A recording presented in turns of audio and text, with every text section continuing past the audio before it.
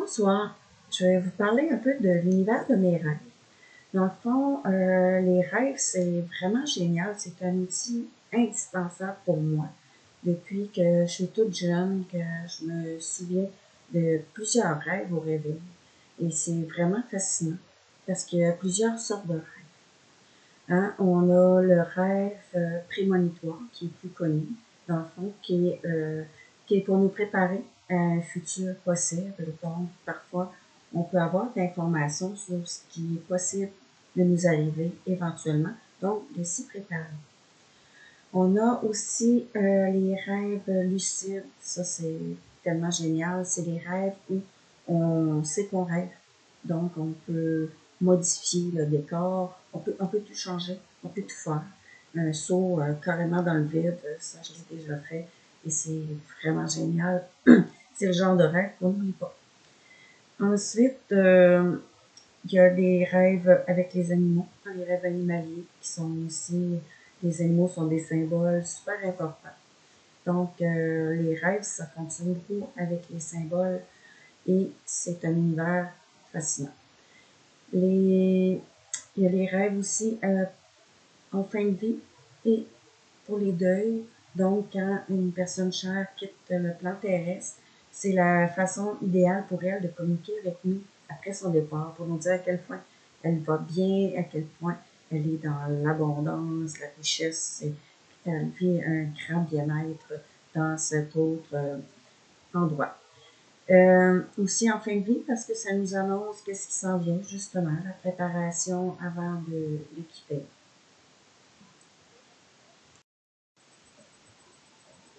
Il y a les rêves aussi qui nous parlent d'amour, hein, où on vibre dans l'amour.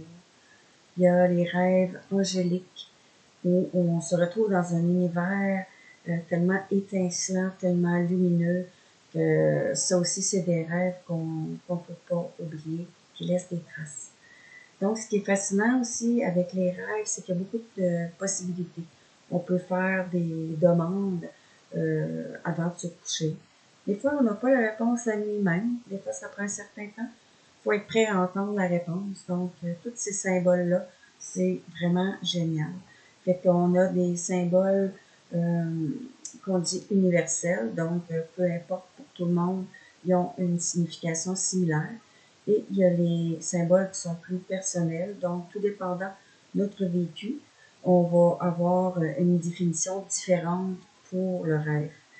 Donc, ça a un impact particulier parce que quand les gens veulent interpréter leur rêve, on peut l'accompagner, hein? On peut aider la personne, mais jamais on peut dire qu'est-ce que le rêve veut dire à l'autre, puisque c'est son rêve et on n'est pas cette personne-là, on n'a pas la même perception.